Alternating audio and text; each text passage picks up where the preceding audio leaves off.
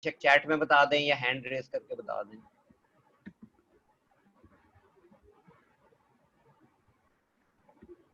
I think majority बिल्कुल नए लोगों की है, उन्होंने अभी इनिशिएट नहीं किया। सही सर, सर I'll अब leave आप my स्क्रीन YouTube शेयर कर लो तो कर videos. लें। जी sure. I'll leave my YouTube video links over here as well, जिसके अंदर मैंने पिछले 2 weeks पहले यही सेशन कंडक्ट पहले करा था, और उसके बाद I sort of conducted a series of session as an sort of on a recurring basis, like evolve हुए। पहले Fulbright की application का थोड़ा सा डिस्कस किया, फिर components के ऊपर एक सेशन हुआ, फिर question and answer उसके अलावा हुए। So I leave that link as well, so they could also access those videos as well for their in-depth learning about Fulbright application. So just let me know when should I start. So can you see my screen? So it's ji the ji first बिल्कुल आ slide रही of the है। presentation. First slide of the presentation, basically. या I think initiate कर लें मैं। जी sir, sure. So thank you, Sir Salman, for inviting me and giving me the opportunity to interact with the students of University of Management and Technology. I'm pronouncing is correct, right? So UMT. So जी जी बिल्कुल। UMT and varied disciplines. I could see that there are students from engineering backgrounds, so international relations, and from English literature to business and economics, and there are some of my students from environmental sciences background as well. So this scholarship sort of interactive talk would be about uh, uh, mainly about the generic overview about Fulbright degree scholarship program, about the degrees program that it offers, MS and PhD, and about myself, a bit about myself. My name is Naveed Anwar, and I did my bachelor's from Punjab University, Lahore, and then again a diploma in environmental law from there, University Law College. Then I moved to NASP to study MS Environmental Sciences. Thereby, I was also involved with a US-based NGO in setting up a clean drinking water treatment facility for my hometown, and that has been still functional since like 5 to 6 years. And later on, I joined a leading sports firm uh, that basically you might be familiar of, that basically makes the official football World Cup match balls, Brazuca, and 2018 as well, and the capacity of deputy manager environment. And then later I joined Government College University Lahore as a permanent faculty member since 4 years, and I'm here serving Government College University since then. And I have been awarded with the Fulbright scholarship for my PhD program in atmospheric sciences at University of California, Davis, and I'll be starting this journey this fall. So this was a bit brief about myself. I have left, I think, so uh, I'll leave my email address in chat section. It was there, but so quickly, what is Fulbright degree program? The Fulbright degree program is basically it is offered by United States Department Senate, is offered by Department of State of US, and it is basically it offers 2 degrees like MS and PhD, and it covers your airfare, tuition of your tuition fees of your universities, and it also gives you with a little stipend, required textbooks. There is a textbook allowance as well, and then it also allows you to participate in 2 to 3 conferences depending upon you are a master's candidate or PhD candidate. 2 to 3 conferences at USA in your duration of Fulbright journey. And it also provides you with 2 types of health insurances. If university pays you for your health insurances, then it's fine. Otherwise, Fulbright will also pay that health insurance fee, and it also provides you with the health insurance of an additional health insurance provided by the Fulbright itself. And it also gives you one-time grant for laptop, and there are so many other perks that this scholarship comes with. but and approximate grant amount, it varies like case to case, the university you are being admitted to, the tuition behavior, if you have secured or not, and your stipend, the city that you are staying at, like if you are staying at a big city like New York or something like there, your stipend would be roughly around 2300 say 2400 after deduction of taxes, $2400, $2300. But if you are staying at some cheap place at some small city, your stipend could be like 1800, 1900, or 1700. But the point is that the stipend is way enough to basically I would say live off well, very well, in a very well manner, or to rent your accommodation, open separate accommodation, and your grocery, etc., etc. So it's really is a good amount. And so for masters generally it's roughly 1,20,000 US dollars, and for PhD it's like 2,50,000 US dollars. That basically amount to 2 crore, and later for PhD roughly 40 million, and 20 million and 40 million respectively. It could be more than this, and it could be slight less than this. It depends really upon your case, but it normally it remains. So this was the previous picture. It is being evolving currently. Last time its deadline was in a couple of weeks ago, 15 June. So now it's 15 July. It has been even extended by a month. Reason being the inavailability of GRE sort of slots.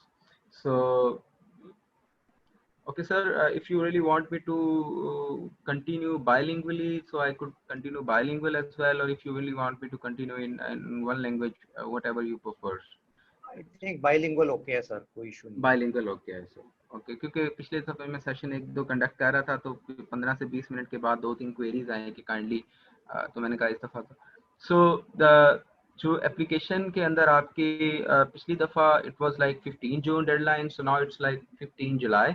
So you are even, you got even another month, and here I'll really appreciate Sir Salman that he took really a lot of pain, that when he realized that there is enough window, like roughly couple of months are there. So, and with this all lockdown and you guys being free nowadays, so yes, you, if you really want to pursue it, you could indefinitely pursue it in this extended deadline. Normally its deadline is like 15 May.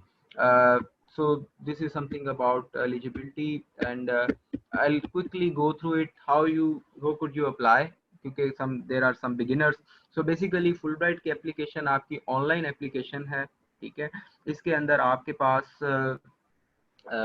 आपने कोई hard copy fill नहीं करनी. Only you have to set up an account at USCFP website, and then you really have to access that online application. Once you have accessed that online application, फिर उसके अंदर और phases में आप इसको like अगर आप अप्लाई करना चाह रहे हैं तो आई वुड स्ट्रांगली रिकमेंड कि आज से ही आप इसको रजिस्टर कर लें इस साल, अगर अप्लाई करना चाह रहे हैं.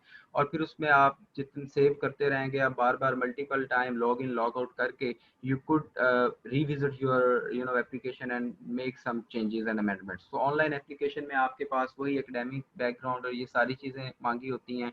Starts in February, ये हम डिस्कस करते हैं. यूजुअली फरवरी में ये अनाउंस होती है, और almost every year it was the deadline remained like around mid May, but since it's not a normal year anymore, so इस साल जो है पहले जून में extend हुई because of inavailability of GRE exam slots, and then it was further जो है आपकी ये अब जुलाई के अंदर चलेगी इसकी डेडलाइन. सो इसके अलावा एक जो इम्पोर्टेंट चीज़ मैं यहाँ पे, क्योंकि बाद में शायद सेशन में आई कुडंट डिस्कस, इसलिए मैंने यहाँ पे रख ली कि अगर आप applicants हैं from if you are teaching or attending, like if you are faculty member or I think or teaching at public sector university, so आप इसमें मेंशन कर सकते हैं और आप रीइंबर्समेंट की एप्लीकेशन के साथ रिक्वेस्ट फाइल कर सकते हैं. और अगर आप उन selected 50 में से हैं short listed for, I think it's for shortlisted or selected, I'm not sure about that कि इंटरव्यू के लिए shortlisted के लिए ये है, या जब आप इंटरव्यू के भी क्वालिफाई कर लेते हैं उसके लिए. बट जो फर्स्ट 50 लोग होते हैं उनको जो है ये GRE रीएम्बर्स कर दिया जाता है, ठीक है. सो ये आपकी फी उसमें. इसके अलावा भी USCFP के अपने हर यूनिवर्सिटी के लिए अलग से USCFP जो है कंडक्ट करवाता है मॉक एग्जाम, उनके पास वेवर होते हैं, फी वेवर्स होते हैं GRE के लिए. So those who can't afford it, like students are mostly can't afford it तो उसके लिए ये भी ऑप्शन है कि आप उनके मॉक एग्जाम दें, और आप अगर उसमें एक स्कोर की लिमिट आई थिंक 300 है, 310 आई थिंक, वो इतना अगर स्कोर कर लेते हैं सो उनकी वेबसाइट पे अवेलेबल होएगा, तो आपको वो GRE उस पर भी रीइंबर्स हो जाता है. और quickly going through Fulbright program. Why Fulbright program? It's the most prestigious scholarship in USA. It's really widely acknowledged there. और फिर इसके अलावा जो है इसके अंदर अब सिंस बाकी जगहों के ऊपर जो यूनिवर्सिटीज़ हैं यूरोप के अंदर देख लें अगर आप, तो यहाँ के ऊपर ट्यूशन फ़ी नहीं होती. So it's kind of very affordable option. But at USA आपके पास, और specifically we are having business and economics background people, और बिजनेस के लोग हैं सिंस मोस्टली हमारे डिपार्टमेंट जो कंडक्ट कर रहा है. सो बिजनेस के अंदर I think you might be aware of के बहुत कम स्कॉलरशिप्स होते हैं बिजनेस के अंदर, फंडिंग का ऑप्शन नहीं होता, डायरेक्ट फंडिंग का. तो उस केस के अंदर आपकी नेचुरल साइंसेज या बाकियों के लिए, इंजीनियरिंग के लिए फंडिंग डायरेक्ट ऑप्शन होती है, ग्रेजुएट असिस्टेंटशिप है, टीचिंग असिस्टेंटशिप है. बट फॉर बिजनेस एप्लीकेंट्स बहुत कम फंडिंग है, और प्रोग्राम उतने ही एक्सपेंसिव होते हैं बिजनेस के. तो उसके लिए बड़ा एक इम्पॉर्टेंट है कि आप मास्टर्स और PhD USA से कर लें, और ज़बरदस्त किस्म की यूनिवर्सिटी से, और फिर आपकी सारी ट्यूशन वेवियर और ये सारी चीज़ें आपका कवर्ड हो. थोड़ा सा मैं पर्क्स इसके फाइनेंशियल जो जिनको आइडिया नहीं है मैं उनसे शेयर कर देता हूँ कि जब आपको इस प्रोग्राम के अंदर, सलमान साहब हमारे पास कितना टाइम है एग्जैक्टली? लाइक मैं ये चाह रहा हूँ कि मैं 10 मिनट में ये एक्सप्लेन कर दूँ, और उसके बाद मैंने 20 मिनट में अंदर एप्लीकेशन कंपोनेंट्स एक्सप्लेन कर दूँ, और फिर हम 10-15 मिनट में क्वेश्चन एंड आंसर ले लें. Should it be fine? हाँ ठीक है, आई थिंक रीजनेबल जी है. जी मैं सिर्फ शायद बीच में जोहर के लिए 10-15 मिनट के लिए ऑफलाइन हूँ, लेकिन आप कंटिन्यू रखें. 2 बजे तक है जी हमारे जी पास इजीली टाइम, तो आप इस तरह अपने प्लान के हिसाब से चलें. चलें, सही हो गया. I'll complete it like 125 ये इंट्रोडक्शन, और फिर 20 मिनट के अंदर मैं वो अपने एप्लीकेशन कंपोनेंट्स इंशाल्लाह शेयर कर दूंगा. ठीक सो है इंशाल्लाह. जी जो जो है, आपने अगर डायरेक्ट आप अप्लाई कर रहे हैं फॉर USA, तो you have to pay for your GRE fee, you have to pay for your TOEFL fee, और उसके बाद आप you have to pay for your university application fees जो कि $200 रफली होता है per university, and then you have to share the score with that particular university as individual basis के ऊपर GRE और TOEFL शेयर करना होता है. दैट इज रफली $27 से $30 के अराउंड एक एक स्कोर आपने शेयर करना होता है. एंड देन आपके पास जो है जब आपका और फिर आपका एडमिशन जब हो जाता है, then again there is visa form जो आपने अप्लाई करना होता है वीज़े के लिए, तो वो यूनिवर्सिटी से आपने मंगवाना होता है, that cost you a lot. फिर आपने वीज़ा की अपॉइंटमेंट के लिए अप्लाई करना होता है, और फिर जब आप वीज़ा आप सिक्योर कर लेते हैं, तो फिर आपने वही जो एयर फेयर आपने और ये सारी चीज़ों के लिए आपने पैसे पे करने होते हैं. तो इट्स रफली, अगर हम इसको कंसिडर करें तो 0.5-0.6 मिलियन का expense, it is expense for 0.4 to 0.5 million अगर आप जो है 5 से 6 डायरेक्ट यूनिवर्सिटीज में अप्लाई कर रहे हैं. सो दिस इज और फिर लेकिन अगर आप फुल ब्राइट के थ्रू कर रहे हैं अप्लाई, तो फुल ब्राइट के अंदर आपने सिर्फ GRE, और वो भी मैंने जैसे मेंशन किया कि वो रीइंबर्स हो जाता है. इस दफा टॉफल भी आपको पहले नहीं देना, टॉफल भी इन्होंने सिलेक्टेड पार्टिसिपेंट्स के लिए कर दिया. पहले ये था शॉर्ट लिस्टेड जो है वो टॉफल देते होते थे, अब सिलेक्टेड के लिए कर दिया. सो आपने GRE की सिर्फ फी पे करनी है, that you could also get reimbursed, और you could secure fee waiver by USAP as well. So once you have secured that, और आपने GRE दे दिया, तो फिर आपने यूनिवर्सिटी आपने अप्लाई करना है फुल ब्राइट के लिए, और कोई एप्लीकेशन चार्जेस नहीं है फुल ब्राइट की एप्लीकेशन के लिए. और जब आपने अप्लाई कर दिया है, तो फिर आपने जब शॉर्ट लिस्ट हो गए हैं, तो फिर USCFP ही आपके बिहाफ के ऊपर 5 यूनिवर्सिटीज़ के लिए, और इस साल आई एम लुकिंग फॉरवर्ड के इन्होंने टॉफल भी आपको खुद ही ये फी पे करेंगे आपकी. और टॉफल भी फी पे, आई am not sure but this is a practice, क्योंकि टॉफल जो शॉर्ट लिस्ट होते थे तो वो, और उसके बाद जो सिलेक्ट हो जाते थे, तो टॉफल की ये फी रीइंबर्स करते हैं.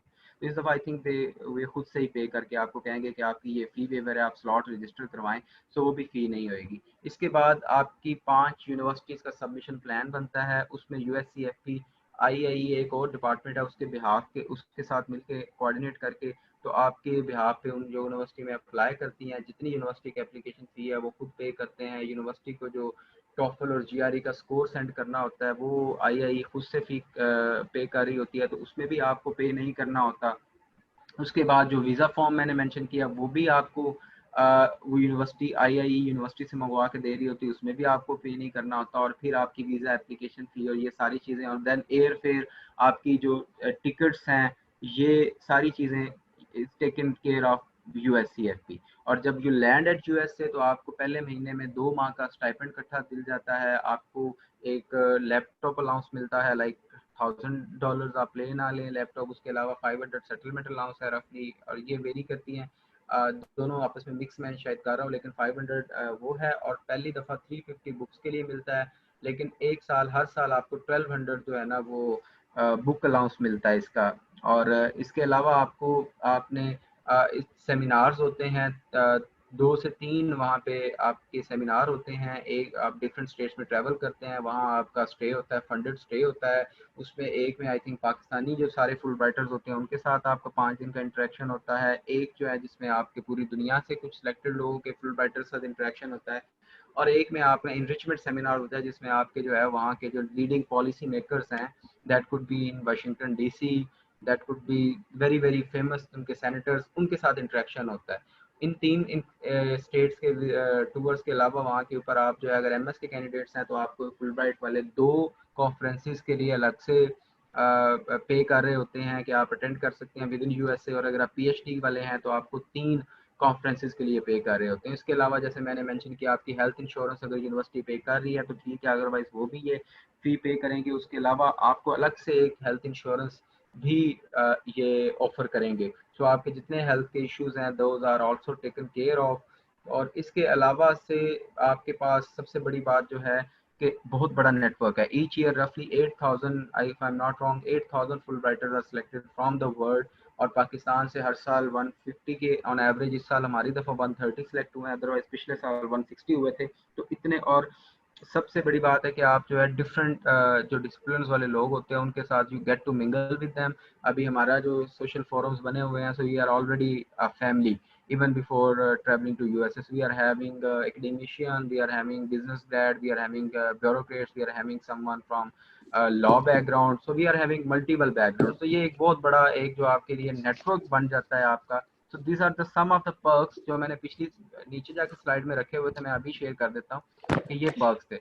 सो हाउ टू अप्लाई, एक एप्लीकेशन फॉर्म होता है आपके पास, 3 रेफरेंस लेटर आपको चाहिए होते हैं। ये जो 3 रेफरेंस लेटर हैं इनके अंदर 2 आपके एकेडमिक्स के हो सकते हैं, और एक आपका I think it desired, it strongly desired if it's not mandatory कि इट शुड बी रफली a professional expend like professional letter.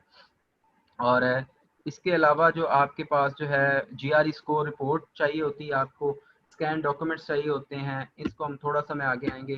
Timeline क्या है जी, आपकी एप्लीकेशन ओपन होती है फेब 2020 में, इस साल की जो टाइमलाइन थी, एप्लीकेशन डेडलाइन जो है 15 जून नहीं है, 15 जुलाई है इस साल। एंड जब आप अप्लाई कर देते हैं तो उसके बाद आपकी एप्लीकेशन रिव्यू होती है। If there are some shortcomings you are contacted and asked to submit your application shortcomings, और फिर आपकी रफली अगस्त, जुलाई अगस्त में रिव्यू होता है आपकी एप्लीकेशन का, और फिर सितंबर के अंदर 3 वीक्स के स्पैन के अंदर इंटरव्यू कंडक्ट होते हैं। You are usually sort of contacted रफली 10 to 14 days before your interview, और थोड़ा सा नर्व ब्रेकिंग प्रोसेस है ये सारा। लाइक जब आप सिलेक्ट हो जाते हैं तो एकदम से सबको ईमेल नहीं आती आपको, they usually take it couple of weeks के, वो हर दिन कुछ लोगों को ईमेल करते हैं। सो वो आपके लिए सस्पेंस वाला प्रोसेस होता है। जब आपका इंटरव्यू होता है तो इंटरव्यू के बाद आपकी यूजुअली जब आखिरी इंटरव्यू कंक्लूड होता है तो उसके 15 दिन के बाद, that was for last year first week of October, I don't know इस साल थोड़ा सा लाइक 15 डेज आगे या पीछे ना हो जाए because deadline has been extended. So वो आपका इंटरव्यू हो जाता है कंडक्ट, और उसके बाद 15 और अक्टूबर में आपके लिए सिलेक्शन ईमेल आ जाती है। एंड उसके बाद से अगर आपका जीआरई, फिर आपका सबमिशन प्लान बनना स्टार्ट होता है, और आप एचईसी से डॉक्यूमेंट्स आपने टेस्ट करवाने होते हैं डिफरेंट, और सबमिशन प्लान के अंदर आपके पास देन अगेन वो मैं बात करूंगा, नीचे एक स्लाइड में मैंने लिखा हुआ है वो मैं उधर जाके मेंशन करूंगा। सबमिशन प्लान में 4 से 5 यूनिवर्सिटीज़ सेलेक्ट की जाती हैं आपकी एप्लीकेशन के लिए, और वहाँ पे अप्लाई किया जाता है। और यहाँ पे आईआई जो कि प्रोफेशनल हैं और इसी चीज़ के वो दे आर एक्सपर्ट्स के आपके पास जो है कि कितने चांसेस हैं आपके यूनिवर्सिटीज़ में इनटेक के, बेसिकली उसके ऊपर they decide that if you really need an improved GRE or TOEFL score, and if you really need improved GRE and TOEFL score, तो then they basically offer you waiver, और आपकी application वो जो charges हैं फी वो सारे USCFP पे कर रहा होता है, और आपने जाके सिर्फ टेस्ट में अपीयर होना होता है. सो वो आपके लिए GRE स्कोर इंप्रूव होता है. मोस्टली केसेस में like I had to also had to retake, काफ़ी लोगों को रीटेक करना पड़ता है. और इसका ये मतलब नहीं होता कि अगर आप रीटेक नहीं इम्प्रूव नहीं कर सकते तो आपका एडमिशन नहीं होएगा. लाइक मेरा भी वही मार्क्स है, क्योंकि मेरे पहले थोड़ा सा डिसेंट स्कोर था तो वही मार्क्स है, लेकिन I got into the universities that my were my submission plan. इसी तरह से बाकी लोगों के साथ भी ये हुआ, but it's sort of like time होता है. तो आई बेसिकली ट्राइज कि जितना मैक्सिमम आपका स्कोर अच्छा हो सके. फिर जब आपकी एप्लीकेशन हो जाती है सबमिट, तो फिर थोड़ा सा वेटिंग पीरियड आता है 2-3 माह. फिर यूनिवर्सिटीज से आपको फरवरी मार्च में एडमिशन डिसीजंस आना शुरू होते हैं, और वो आपको नोटिफाई होते जाते हैं. और फिर डिपेंडिंग अपॉन वेरियस फैक्टर्स, और मोस्ट इंपॉर्टेंटली कॉस्ट फैक्टर के IIE को पोस्ट कहाँ से मिल रही है, अच्छी मिल रही है आपके लिए, ऑप्शन कौन सा है आपके लिए, आपके स्टडी ऑब्जेक्टिव्स के साथ कौन सी चीज़ ज़्यादा अलाइन कर रही है, इन सारी चीज़ों को देखते हुए जो है रफली जो आपकी इन सारी चीज़ों को देख के आपके लिए एक यूनिवर्सिटी में आपको प्लेस किया जाता है. और फिर प्लेसमेंट जब आपकी हो जाती है, जैसे मेरी यूनिवर्सिटी ऑफ कैलिफोर्निया डेविस में हुई है प्लेसमेंट, और it was on my request. So जब आप वहाँ पे प्लेस हो जाते हैं, फिर आपका आगे मेडिकल का प्रोसीजर स्टार्ट होता है, क्योंकि यूनिवर्सिटीज़ जो हैं वो एडमिशन क्लासेस स्टार्ट होती हैं सितंबर में. सो आप सब अगस्त से सितंबर में, तो इट्स अ बिट लॉन्ग कि अक्टूबर में आपकी सिलेक्शन तो हो जाती है, बिकॉज फुलब्राइट जो है वो ग्रांट के लिए सिलेक्शन है. फुलब्राइट आपकी यूनिवर्सिटी एडमिशन की सिलेक्शन नहीं है. फुलब्राइट आपकी एक डोनर एजेंसी है जो कि आपको ग्रांट देती है टू परस्यू योर मास्टर्स और PhD डिग्री. और उस डिग्री के लिए आप कुछ स्टडी ऑब्जेक्टिव्स प्रपोज करते हैं, वो फुलब्राइट के अगर ऑब्जेक्टिव्स के अलाइंड हैं तो वो फिर आपको ग्रांट अप्रूव कर देती है. और ग्रांट अप्रूव होने के बाद फिर ये सारा प्रोसेस जो मैंने आगे मेंशन किया कि यूनिवर्सिटी में अप्लाई करना, GRE टॉपर स्कोर, ये एक अलग से डिपार्टमेंट है IIE, और institution of international education I think ये है, या कोई और उसका है एब्रीवेशन, ये उसकी ये किसी और की है. But IIE is another separate department of US जो कि आपकी एप्लीकेशन पे काम कर रहा होता है और मेक श्योर करता है कि you get into your most suitable university. So उसके बाद अगेन वीज़ा होता है, और वीज़े के बाद आपकी एक सरीना के अंदर आई थिंक 3 दिन की प्री डिपार्चर ओरिएंटेशन होती है. आपका सरीना के अंदर फंडेड स्टे होता है. आपका वीज़ा के लिए भी आप जो इस्लामाबाद ट्रैवल कर रहे होते हैं, इस्लामाबाद में जो आप रह रहे होते हैं, वो सारा आपको रीइंबर्स की जाती है कॉस्ट. इस तरह से प्री डिपार्चर ओरिएंटेशन में जो आपकी ट्रैवल आप कर रहे होते हैं, और अगर आप दूर से हैं, साउथ पंजाब से आ रहे हैं, या और कराची से इस्लामाबाद आपको ट्रैवल करना पड़े इन PDO लाइक, तो आपको जो है वो एयर ट्रैवल की टिकट भी दी जाती है. और फिर आपका सरीना में स्टे फंडेड होता है. So there are so many और फिर आप जेल करते हैं आपस में. 3 दिन में आपकी ट्रेनिंग की जाती है, और it's something like a life changing experience, but at the same time it's a bit lengthy as well, but it's worth it at the end of the day. आप अभी क्या कर सकते हैं कि आप अपने GRE के लिए अगर आपने रजिस्टर नहीं किया तो अभी टाइम है, like 50 days we are having roughly 50 से 55 days फॉर एप्लीकेशन डेडलाइन. सो आप जो है वो ये कर सकते हैं और अपने जो है पर्सनल स्टेटमेंट और स्टेटमेंट ऑफ पर्पस पे काम शुरू कर सकते हैं. आप अगर मास्टर्स डिग्री के लिए जाना चाह रहे हैं तो 16 years of formal education you need to be having for eligibility, and recent graduates are strictly encourage to apply. हमारे साथ 5 से 6 लोग ऐसे हैं जिनकी डिग्री अभी दिसंबर में कंप्लीट होनी थी और उनको अक्टूबर में सिलेक्शन मेल आ गई. लाइक अगर आपकी इस साल दिसंबर में डिग्री कंप्लीट हो जाएगी अनटिल दिसंबर, क्योंकि कुछ यूनिवर्सिटीज़ में लेट सेमेस्टर स्टार्ट होता है सर्टनली, तो दिसंबर तक अगर आपकी डिग्री कंप्लीट हो जाती है तो you are eligible to apply. और आप में से हमारे में से 5 से 6 लोग फाइनल ईयर के अंदर they are they made it to do masters. Similarly PhD के लिए वर्क एक्सपीरियंस प्रेफर किया जाता है, बट इन टीचिंग, रिसर्च और पब्लिक सेक्टर. बट हमारे साथ ऐसे भी लोग हैं PhD में जिनका अभी इनमें से कहीं पे भी एक्सपीरियंस नहीं है, बट उनकी प्रोफाइल इतनी अच्छी है कि वो अपना एक्सपीरियंस बाकी MS के अंदर जो चीज़ें उन्होंने की हैं उसमें रिफ्लेक्ट हो जाता है. For business and public policy and public administration people, public policy and public administration तीनों फील्ड के लिए, बिजनेस और तो कंफर्म है, और पब्लिक पॉलिसी और पब्लिक एडमिनिस्ट्रेशन भी आई गेस. इसमें आपका जो है ना वो you need couple of years experience in masters to apply for. और ये फुलब्राइट की क्राइटेरिया नहीं है, ये बेसिकली यूनिवर्सिटीज़ जो आपको एडमिशन जिन्होंने देना होता है ये उनका क्राइटेरिया. तो अगर आप एडमिशन नहीं ले सकेंगे तो there is no point in securing and working for funding. So that is why Fulbright asks you to have couple of years experience before applying for masters in those fields. This is university's admission criteria at USA. GRE test mandatory होता है, minimum score ये एक formality है, लेकिन इतना आप you don't stand a chance at that much score, but yes आप 290 अगर आपका स्कोर आ जाता है, 340 टोटल होता है आपका, अगर 290 से भी हमारे दफ़ा 290 वाले भी लोग सेलेक्ट हुए हैं, जैसे मैंने कहा आपकी अगर प्रोफाइल बहुत अच्छी है तो आपको वो डोनेशन ग्रांट आप विन कर लेते हैं डोनर एजेंसी से, उसके बाद आपके लिए वो दे वर्क विद यू, और आपके जो है ना आपका जो सेट ऑफ GRE अगर की लैग करता है स्कोर बहुत ज़्यादा, तो फिर आप रीटेक करके नवंबर दिसंबर में आप अपना स्कोर इम्प्रूव कर लेते हैं। तो जिनका GRE स्कोर कम है वो परेशान ना हो, वो they still stand a chance. There are 8-9% I know of के जो 290s के अंदर हैं, और लो 290s में इवन टू और हाई 280s में भी एक दो मेरे ख्याल से हैं, they have made into our cohort but they had to retake GRE or they had to improve later, but that's another story when you have secured the scholarship. And और उसके अलावा आपके पास जो है ना जो बहुत ज़्यादा स्कोर जिनका है 330 इवन है 335 है, तो उस पर भी वो इतना ज़्यादा कॉन्फिडेंट ना हो, because your application matters a lot. और हमारे कोर्ट में कुछ ऐसे लोग भी थे जो इंटरव्यू तक आए या अप्लाई किया, इवन अप्लाई इंटरव्यू भी shortlist they had 330 plus score as well, 330 वाले भी हैं कुछ लोग। अभी मेरा इंटरेक्शन पिछले सेशन में एक दो के साथ हुआ जिनका स्कोर बहुत अच्छा था, क्योंकि इट्स एन होलिस्टिक एप्लीकेशन। तो GRE does make a chance make you stand a bit, but if you don't have an holistic application then GRE won't even not make and won't break, even it's not a make or a break, it is a bit of requirement। Transcript और degree आपकी होनी चाहिए आपके पास, जैसे दिसंबर तक।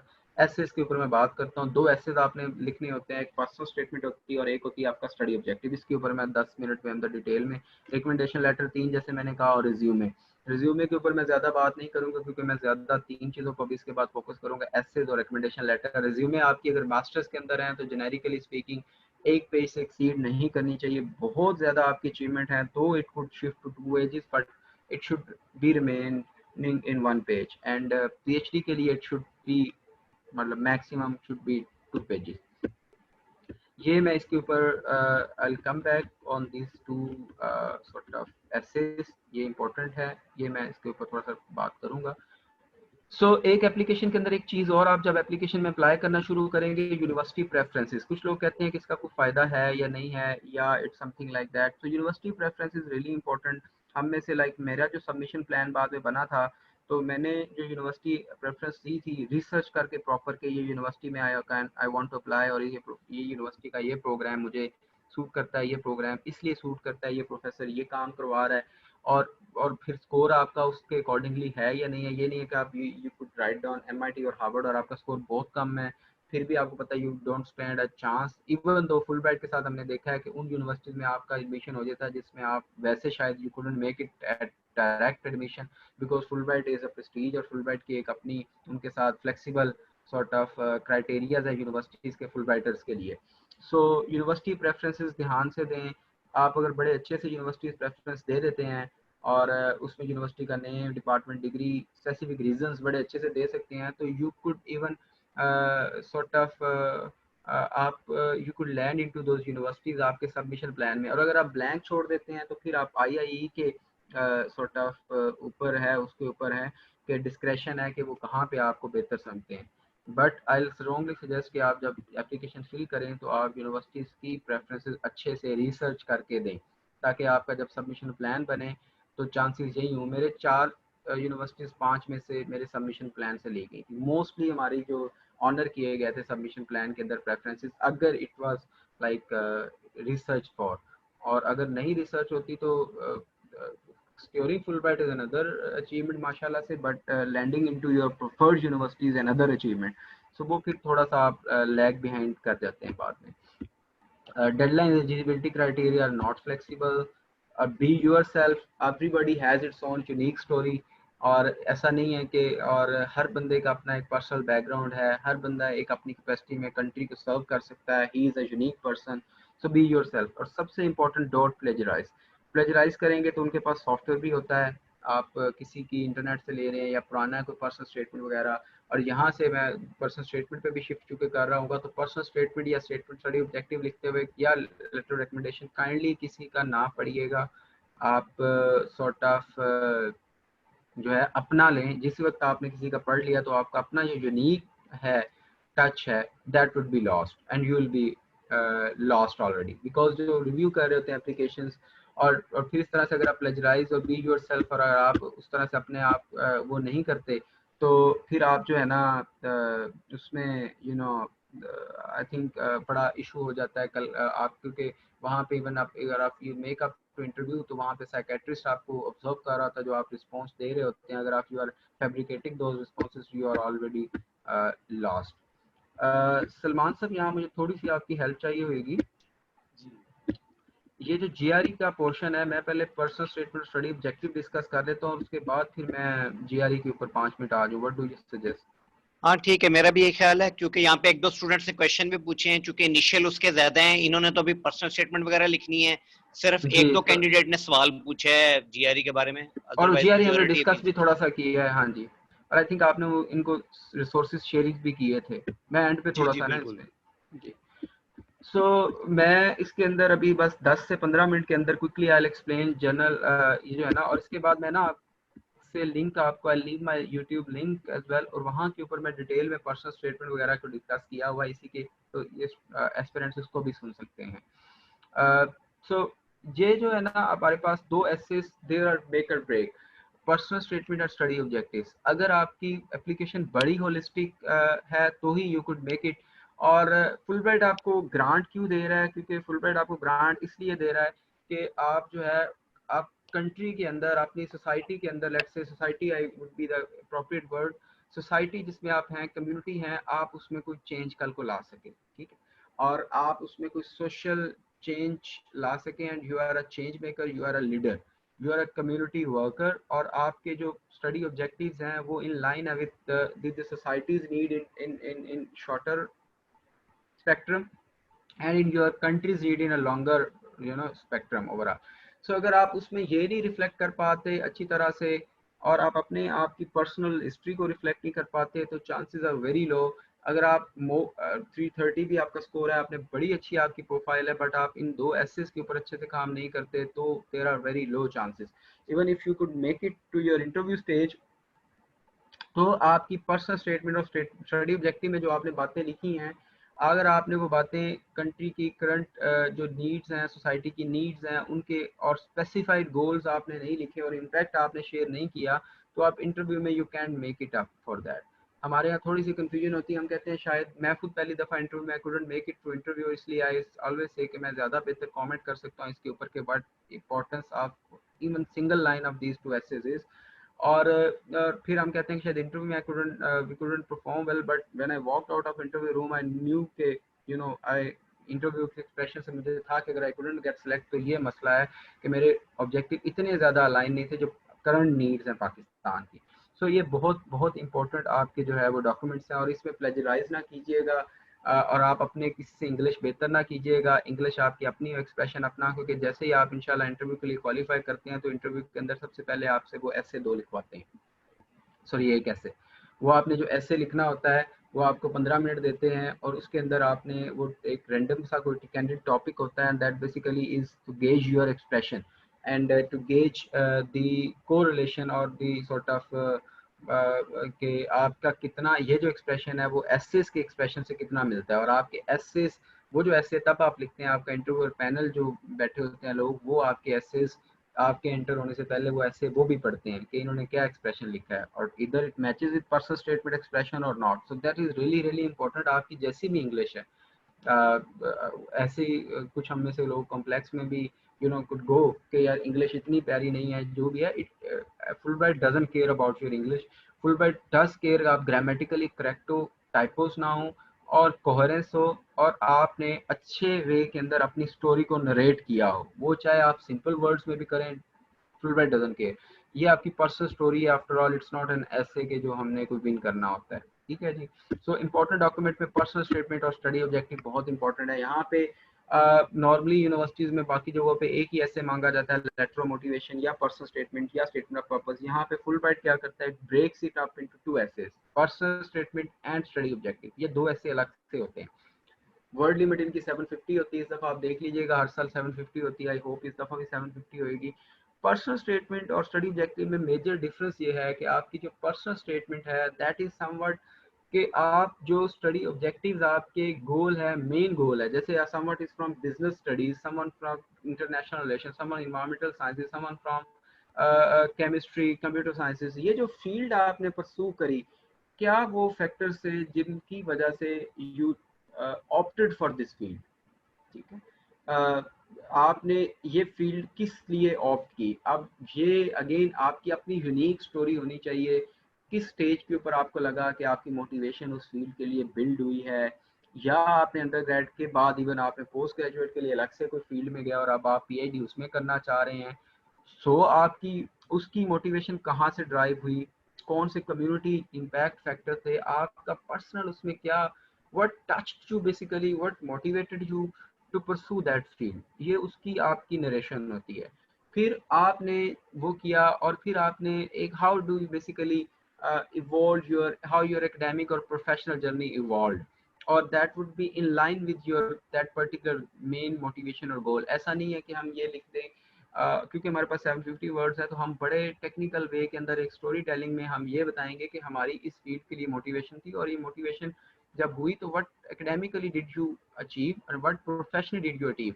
Academically आप जो है वो आप उसमें मेंशन कर सकते हैं, आप अपना जो है वो रिसर्च कुछ की है आपने, इंटर्नशिप्स आपने यूनिवर्सिटी के अंदर की हैं, एकेडमिकली आप कोई एकेडमिक सोसाइटी का पार्ट है, एकेडमिकली आपने कोई प्रोजेक्ट विन किया, एकेडमिकली आपने कोई ब्लॉग पब्लिश किया है, कोई रिसर्च आर्टिकल पब्लिश किया है, एकेडमिकली आपने उसके ऊपर वर्कशॉप कोई ऑर्गेनाइज करवाई है, वर्कशॉप कोई depending upon the space you have got. पहले ऐसे में तो आपको मैं अभी आगे थोड़ी सी एक स्लाइड और भी है, सो उसमें मैं बताऊंगा लिखना कैसे है। सो एकेडमिकली ये आपकी अचीवमेंट आपने मेंशन करनी है, और प्रोफेशनली आप चूंकि अगर मास्टर्स के लिए अप्लाई कर रहे हैं तो आपका प्रोफेशनल एक्सपीरियंस इंटर्नशिप वाला आ जाएगा, आपका प्रोफेशनल एक्सपीरियंस, और कहीं पे आपने अगर कोई प्रोफेशनली काम किया है, और पीएचडी के लिए अगर आपने मास्टर्स के बाद कोई प्रोफेशनल जो काम किया है वो आ जाएगा आफ्टर नरेटिंग कि आप एकेडमिक जर्नी आपका क्या था। सिमिलरली आपने अपनी उस कम्युनिटी प्रोजेक्ट से लेके कोई कम्युनिटी वर्क किया, उस वर्क से लेके, जैसे मैंने मेरा इन्वायरमेंटल फील्ड था तो मेरा जो कम्युनिटी वर्क था वो दैट वाज $20,000, लाइक आज के वो 4 मिलियन को करीब बनता है, तो 4 मिलियन का जो मैंने जो है वो clean drinking water treatment facility install करी थी। इस तरह का कोई कम्युनिटी वर्क जो आपके प्रोजेक्ट या स्टडी फील्ड से रिलेटेड हो वो, और नॉर्मली आपने कोई इसके अलावा भी कम्युनिटी वर्क में आप पार्टिसिपेट किया है तो वो भी मेंशन करें, that basically qualifies you as community leader and change maker. फिर इस तरह से आपके पास जो है कम्युनिटी वर्क के अलावा आपने कोई वॉलंटियर वर्क किया है both with respect to that study field, और वैसे भी जो आपको वॉलंटियर क्वालिफाई करता हो वो आपकी पर्सनल स्टेटमेंट में आना चाहिए।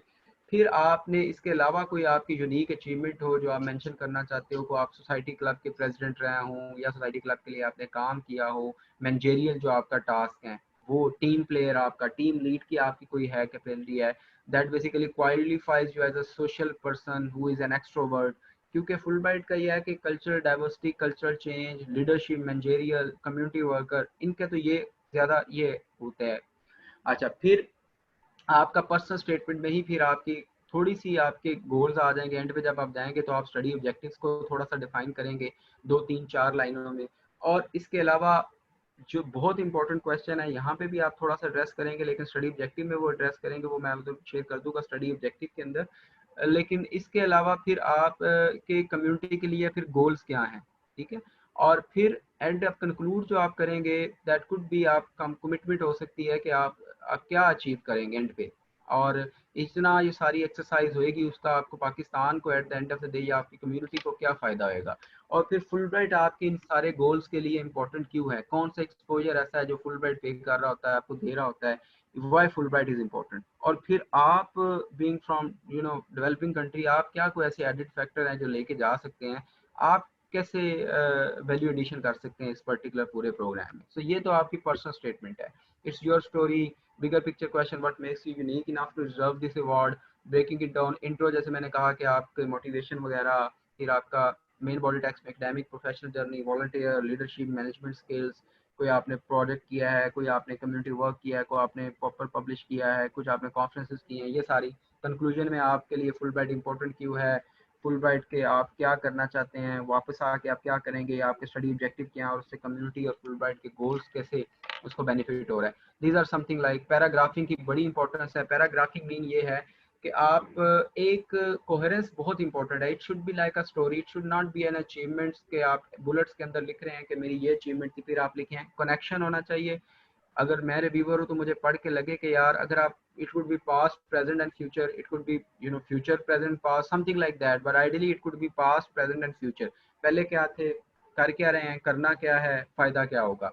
लाइक कोहेरेंस हो, ऐसा ना हो कि आप एक जगह पे वॉलंटियर वर्क की बात कर रहे हैं, साथ ही आप एजुकेशन की बात कर रहे हैं, साथ आप कह रहे हैं नहीं मैंने बीएस में ये किया था, और फिर आप कह रहे हैं कि मैंने एक जगह पे कम्युनिटी वर्क किया था, फिर आप बीएस के ऊपर आ जाएं, फिर आप कोर्स की बात करें। तो इस तरह से इट डजंट वर्क। आप जो बात करें एक सर्टिकल सेगमेंट में करें और उसकी कोहेरेंस हो, जब आप नेक्स्ट शिफ्ट करें तो इट शुड बी कोहेरेंट, ठीक है जी। और ये आपके एसेंशियल है, what is your story, what are significant factor that influence your education. जब मैंने आपको पहले कहा कि मोटिवेशन क्या थी आपकी, how you achieve your current goals, आपने कैसे अचीव किए, रादर मैंने कहा लिस्टिंग नहीं होनी चाहिए, आपने किए कैसे, क्वालिफाई कैसे करते हैं social change maker, community leader मैंने शेयर कर दिया, व्हाट इज योर एजुकेशन, ये मैंने बता दिया आपको, motivation plan for betterment of Pakistan जैसे हमने बता दिया, and study objective align with community betterment, ये भी मैंने आपको बता दिया कि आपके स्टडी ऑब्जेक्टिव, आपको बहुत थ्रेटिक काम कह रहे हैं जी कि मैंने ये करना है, तो वो आपके लिए पर्सनल के लिए ये ग्रांट नहीं है। This is for the purpose कि आप कुछ पढ़ के अच्छा करके आए तो कल को आप आके कम्युनिटी को बेहतर करें। तो it's all about that, it's not about के आप जो है ना वो पर्सनली आपके लिए ये ग्रांट नहीं है, ठीक है जी। और इसी तरह से इसकी जो है लाइंस है दैट इज के the personal should be narrative statement describing how you achieve your current goal. It should, ये यूएससीएफपी से मैंने उठाया, इट शुड नॉट बी आपकी एप्लीकेशन से होएगा, it should not be a mere list of fact, it should include information about your education, practical experience, interest, career plan, any significant factor और comment number of years of practical experience. ये और आपने यहाँ पे US university यहाँ पे mention नहीं करनी है, आपने अपनी एप्लीकेशन में मेंशन करनी है। आई होप क्विकली इसको मैंने, इसके लिए मैं लिंक छोड़ूंगा, इसके ऊपर मेरे स्पेशलाइज 2 लेक्चर्स भी हैं ओवरऑल एलओआर उस पे, और एक मैंने पूरा सेशन 2 आवर्स का कंडक्ट किया हुआ इसके ऊपर, वो भी मैं I upload at my YouTube channel, और आप उसको या फेसबुक ग्रुप पे आप जो से देख सकते हैं, रिकॉर्डेड अवेलेबल है। स्टडी ऑब्जेक्टिव्स क्या है, जल्दी से अगर आपको गो थ्रू। स्टडी ऑब्जेक्टिव्स आपके जो है ना वो आपकी जो पर्सनल स्टडी है ना, पर्सनल स्टेटमेंट आपकी बिजनेस फील्ड है, और आपने बिजनेस देखा कि पाकिस्तान के अंदर बिजनेस लैग कर रहा है और एंटरप्रेन्योरशिप की कमी है एटसेट्रा एटसेट्रा, सो आपने इसलिए किया और ये सारी चीज़ें आपने अचीव की। अब वो फील्ड बहुत एक्सपेंस है, एक्सपेंडेड है। आप अगर बात करते हैं कंप्यूटर साइंसेज की, तो कंप्यूटर साइंसेज में बहुत सारी चीज़ें हैं, बिजनेस एंड इकोनॉमिक्स के अंदर लाइक सर सलमान वो डिग्री के बिजनेस में बहुत सारी फील्ड्स हैं। अब उसके अंदर आई don't know the particular fields, but for example अगर आप बिजनेस के अंदर इन्वेस्टमेंट या कोई मार्केटिंग या कोई ऐसी फील्ड के अंदर कहते हैं जी कि मैंने फिर मेरा इंटरेस्ट डेवलप हुआ और उसके लिए मैंने ये की। अब मार्केटिंग तक तो आपकी पर्सनल स्टेटमेंट में आ जाएगी, लेकिन मार्केटिंग के अंदर भी बहुत सारी सब डोमेन्स है।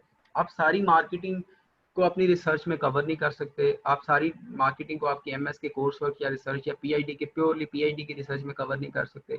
आपने उसके अंदर कोई स्पेसिफिक डोमेन देखना है। जैसे आप बात करते हैं वाटर की, तो वाटर के अंदर वाटर ट्रीटमेंट भी है, वाटर क्वालिटी के टेस्टिंग भी हैं, वाटर की अवेलेबिलिटी के भी हैं, वाटर की अवेयरनेस का भी है, वाटर की पॉलिसी मेकिंग भी है, बहुत सारी चीज़ें हैं, आप इसमें सबको टच नहीं कर सकते। So here comes the very important part कि study objective should be very specific, very precise, very to the point। आप इसके अंदर अगर आपने ये बात की है कि आप जो है वो like if I could give an example of IR for example, या कोई और सब्जेक्ट है आपके पास, एनर्जी का एग्जांपल है कि रिन्यूएबल एनर्जी में मैंने मास्टर्स करा क्योंकि एनर्जी क्राइसिस का मुझे मसला था, तो रिन्यूएबल एनर्जी में जब आपने मास्टर्स कर लिया तो फिर जब आप बात करें या बैचलर्स कर लिया तो you should have identified one particular field के सोलर, या और वो सोलर के अंदर फिर आप भी बहुत सारी डोमेन्स है, सोलर की मॉडलिंग है, सोलर के सोलर सेल की प्रोडक्शन है, सोलर पैनल्स हैं, सोलर के स्टोरेज है, ये सारी चीज़ें हैं। अब इनमें से कौन सी चीज़ आपको अपील करती है, वो अपील जो चीज़ स्पेसिफिक करती है वो आपकी स्टडी ऑब्जेक्टिव्स में आ जाएगी। और फिर जिस तरह से हमने पर्सनल स्टेटमेंट को क्राफ्ट किया, इसी तरह से स्टडी ऑब्जेक्टिव्स क्राफ्ट होंगे। ये कुछ मैंने रिव्यू किए थे, रिसर्च प्रपोजल नहीं होता इसमें, लिटरेचर रिव्यू आपने नहीं डालना होता इसमें, अगेन वही सारे क्वेश्चंस होते हैं कि आपकी मोटिवेशन उसके लिए क्या है, उन ऑब्जेक्टिव्स के लिए आपकी मोटिवेशन कब, when you motivated for that objective. और फिर जब आप मोटिवेटेड हो गए उस ऑब्जेक्टिव के लिए, तो फिर आपने उसके लिए क्या क्या एकेडमिक एक्सपीरियंस गेन किए, वही सारे एक्सपीरियंस आपने इंटर्नशिप्स की हैं एकेडमिकली या प्रोफेशनली, या आपने कोर्सेज लिए, या आपने पेपर पढ़े, या आपने आर्टिकल पब्लिश किए, और फिर आपने उसके लिए प्रोफेशनल क्या क्या एक्सपीरियंसेस लिए, आपने फील्ड विजिट्स कौन कौन से किए, आपने कॉन्फ्रेंसेस अटेंड किए, आपने क्या किया, आपने कोई पेपर पब्लिश किया, आपने लैब में रिसर्च की है, आपने व्हाट डिड यू डू, आपने कोई फाइनल ईयर प्रोजेक्ट उस पर किया है, आपने उसके लिए क्या क्या चीज़ें की हैं particular to that specific study objective, not that field, not that sub field. Renewable energy भी नहीं, रिन्यूएबल एनर्जी के अंदर सोलर एनर्जी भी नहीं, सोलर एनर्जी के अंदर जो स्पेसिफिक आपके स्टडी ऑब्जेक्टिव्स हैं दो तीन, उनके लिए आपने क्या क्या किया, और अब आगे आप करना क्या चाह रहे हैं, आपने पहले किया क्या है, आप करेंगे कैसे, आप करना क्यों चाह रहे हैं। वो स्टडी ऑब्जेक्टिव पाकिस्तान के लिए इंपॉर्टेंट क्यों है, दैट इज द मेक और ब्रेक क्वेश्चन। वो पाकिस्तान के लिए important, why they are important for your community, और फिर पाकिस्तान, इन दो के लिए इंपॉर्टेंट क्यों है। आपने जो गोल्स बहुत बड़े भी नहीं रखने और बहुत छोटे भी नहीं रखने, like it should be like at least on a city basis आपका गोल होना चाहिए, लेकिन इतना बड़ा भी ना हो कि आप कहें कि पाकिस्तान में मैं सारी चीज़ें वापस आके एमएस के बाद या पीएचडी के बाद आती मैं ठीक कर दूंगा। तो वो फैब्रिकेशन कोई भी नहीं, रियलिस्टिक रहें आप जो है ना। और फिर आपको फुल ब्राइट इसके लिए क्यों है, और यहाँ बहुत इंपॉर्टेंट जो दो तीन सवाल हैं जो मेरे से इंटरव्यू में 10 से 12 दफ़ा थ्रो किया गया, ये question to seek my determination, why PhD और वाई एमएस। ये सारे ऑब्जेक्टिव अचीव करने के लिए आपको एमएस या पीएचडी की, आप इंटर्नशिप कर सकते हैं, आप कुछ भी किसी जगह जॉब करके आप ये कर सकते हैं। वाई एमएस वाई पीएचडी, जब आपने ये एस्टेब्लिश कर लिया, फिर वाई इंटरनेशनल एमएस और PhD, why not a local MS और पीएचडी। और जब आपने ये एस्टेब्लिश कर लिया, फिर वाई फ्रॉम यूएस ओनली। वो कहेंगे आप यूरोप चले जाएं, आप ऑस्ट्रेलिया जा सकते हैं, आप कहीं पे भी ये कर सकते हैं। वाई यूएस, हम आपको क्यों यूएस के लिए ग्रांट, इतनी महंगी ग्रांट लाइक 20 मिलियन या 40 मिलियन, 2 करोड़ या 4 से 5 करोड़ पर पीएचडी की ग्रांट दे, जब ये सारा कुछ आप पाकिस्तान में या किसी और जगह पे किसी और स्कॉलरशिप पे या बगैर डिग्री के कर सकते हैं। Why, why it is inevitable imperative for you to pursue MS PhD under Fulbright grant at USA for those particular study objectives, and why those study objectives are so pressing, so important for Pakistan or community at large, that you deserve the grant, and that those study objective deserves the grant for that. I hope that really sums it up because we are running out of time. तो मैं इसके अंदर यही सिर्फ कहूँगा, और USC statement में white clear and detail description your study objective, ये वो, और specific about your major field. मैंने जैसे आपको कहा कि आपने ये यूएससीएफपी की स्टेटमेंट है, डिस्क्राइब द काइंड प्रोग्राम, आप कौन सा प्रोग्राम लेना चाहते हैं, कैसे आपने प्रीवियस ट्रेनिंग, ये वर्ड्स बहुत इंपॉर्टेंट है, explain how your study plan fits with your previous training, पीछे आपने इसके लिए किया क्या है, एंड फ्यूचर ऑब्जेक्टिव। ये जो सलमान साहब भी बता रहे थे और मैं भी आपसे शेयर कर रहा था, एक साल बड़ा इंपॉर्टेंट है, जो अगर इस साल आप देख लें तो आपके जो प्लान है उसके लिए आप एक साल में ये सारी चीज़ें आप प्रीवियस ट्रेनिंग एक्वायर कर सकते हैं। एक साल बहुत बड़ा अरसा होता है। आई थिंक सलमान साहब वुड एग्री विद मी कि ये बहुत इंपॉर्टेंट है कि आप जो है 1-1.5 साल पहले तैयारी शुरू करें अपनी एप्लीकेशन की, ये जो सारी चीज़ें जी, हैं। फुल्ली एग्रीड जी। जी, सो राइटिंग प्रोसेस में 1 मिनट के अंदर के सबसे पहले आपने परेशान नहीं होना, और किसी की एप्लीकेशन काइंडली ना देखिएगा। अगर आप देखेंगे तो समझे you have lost your grant, because वहाँ जो लोग बैठे होते हैं 5 दिन के अंदर ये रिव्यू होती है आपकी एप्लीकेशन, 1700-1800 एप्लीकेशन 5 दिन लगते हैं, 15 से 20 आई थिंक 10 से 15 फुल ब्राइटर्स वो हायर कर बुलाते हैं, सॉरी इनवाइट करते हैं भूलबंद पीसी, वहाँ 5 दिन लग के आपकी एप्लीकेशन रिव्यू होती हैं और फिर शॉर्ट लिस्ट होती हैं। Once they are shortlisted, फिर आपके इंटरव्यू पैनल और साइकोलॉजिस्ट बैठे होते हैं, सारा कुछ होता है। तो अगर आपने अपना आप उसमें शो नहीं किया तो they are very very low chances. ठीक है जी, ब्लैंक स्टेट के अंदर आप स्टार्ट करेंगे। आप पहला जो मैंने अपने स्टूडेंट से कहता होता हूँ, और माशाल्लाह से 7-8 student won the scholarship prestigious ones, कि आप 2000, अगर 700 वर्ड लिमिट है ना ऐसे की, तो आप 2000 वर्ड लिमिट में जाएं, आप 2000 वर्ड्स लिखें उसके लिए, फिर आप उसमें देखें क्या वर्थ कीपिंग, क्या इस वर्ड स्ट्रेसिंग और वर्थ कीपिंग, और क्या रिमूव करना है बाद में देखें। अब जो माइंड में आता है लिखें, फिर कोहेरेंस, और एक कोहेरेंस में लिखें, सारा स्टोरी लिखें, और उसके बाद आप जो है बुलेट्स उसके वही बनाएं, डिटेल्स दें, और फिर आप जो है ना आइट्रेशंस करें बार बार, एटलीस्ट 3 से 4 5 से 7 टाइम्स खुद से करें, और फिर 2 से 3 अच्छे फुल राइटर्स जो आपके हैं ट्रस्ट वर्दी, और हर एक को आपने नहीं काइंडली दे देना अपना ऐसे रिव्यू करने के लिए भी, और फुल जो ट्रस्ट वर्दी लोग हैं उनके साथ आप ये शेयर करें, और फिर आपका इस तरह से एक जो है ना वो, तो ये पर्सनल स्टेटमेंट का है। और इसके बाद I think I take L O R जो है आपके 3 चाहिए होते हैं, 2 एकेडमिक और 1 प्रोफेशनल। एल ओ आर भी बड़े इंपॉर्टेंट है, लोग 200-250-300 वर्ड इसमें कर देते हैं, मेरे एल ओ आर 700+ वर्ड्स के तीनों थे। And I requested my referees कि आप मेरी किन किन क्वालिटीज़ के ऊपर, और आप इस पे बड़ा इंपॉर्टेंट है कि आप एक सुपरवाइजर है अगर आपका, तो आप उससे LOR लेते हैं तो आपकी रिसर्च की क्वालिटी सारी वो बता देगा। तो वो एक LOR डिटेल्ड आपका रिसर्च पे हो जाएगा। एक LOR आपने इंटर्नशिप वाले से लिया तो आपकी प्रोफेशनल टीम में team player, leadership, managerial skills, वो सारी एबिलिटीज के ऊपर एक LOR वो आ गया। एक LOR आप फिर किसी और ऐसे से ले जिसके साथ आपने कम्युनिटी प्रोजेक्ट किया है या आपने कोई प्रोजेक्ट मैनेज किया है। अगेन वही बात आ गई कि 1.5 साल पहले अगर आप शुरू करेंगे, एटलीस्ट यू नो कि आप 1 साल में किसके साथ कितना इंटरेक्शन आप बढ़ा सकते हैं और क्या चीज़ें कर सकते हैं, ताकि कल को he or she is in position of writing an effective letter of recommendation on your behalf। तो ये LOR बहुत इंपॉर्टेंट है। 2000 वर्ड्स के अंदर आप 700 वर्ड ईच के 3 जो LORs हैं, इसके अंदर आप वो चीज़ें ऐड कर सकते हैं जो आप पर्सनल स्टेटमेंट या CV में due to unavailability of space couldn't mention. तो ये LOR could be compulsory major, इसको कंपनसेशन के तौर पे लें और ये बहुत बहुत ज़्यादा आपके लिए रोल प्ले करता है, क्योंकि वहाँ के ऊपर आपकी पूरी एप्लीकेशन एवेलुएट हो रही होती है। तो आप एप्लीकेशन को अपनी जो है ना वो स्कैटर करें।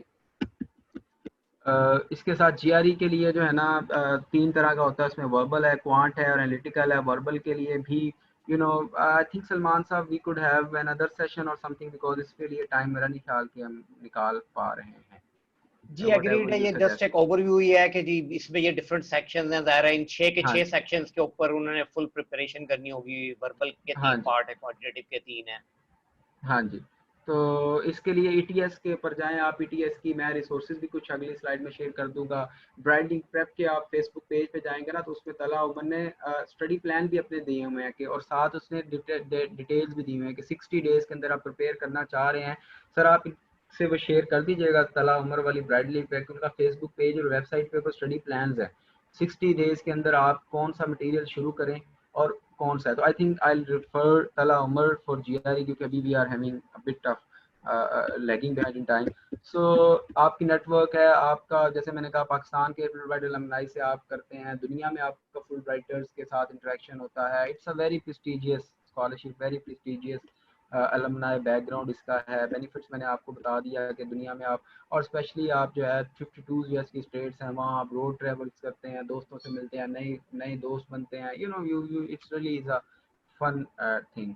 और फिर ये जो है ना, मैं आपको सर यूट्यूब का अपना लिंक्स दे दूंगा, काइंडली फेसबुक ग्रुप और यूट्यूब ये आप शेयर कर दीजिएगा इनसे एस्पिरेंट से। तो यहाँ पे और ये कॉमन कंसर्न्स कुछ हैं, ये कुछ और I like to acknowledge 3 Fulbrighters from my cohort and 1 senior and 2 from my cohort, क्योंकि उनसे मैंने ये प्रेजेंटेशन कुछ स्लाइड्स भी बोरो की काफ़ी से ज़्यादा।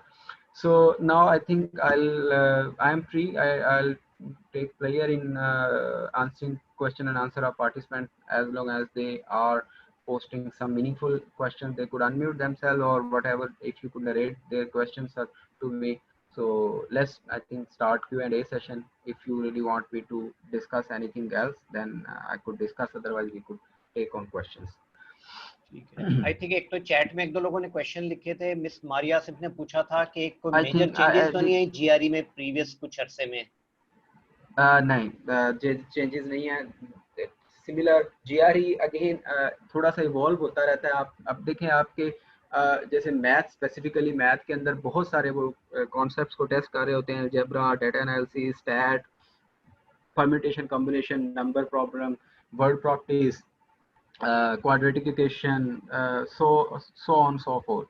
तो अब उसमें 20 क्वेश्चन ईच सेशन होते हैं, सेक्शन होते हैं, 40 टोटल क्वेश्चन होते हैं। 40 में से इट्स योर लक कि आप जो बहुत अच्छे से तैयार करके गए हैं उसमें से कितने क्वेश्चन आ जाएं, लाइक अलजेब्रा से, और कितने। तो ये इवॉल्व होता रहता है, ठीक है जी।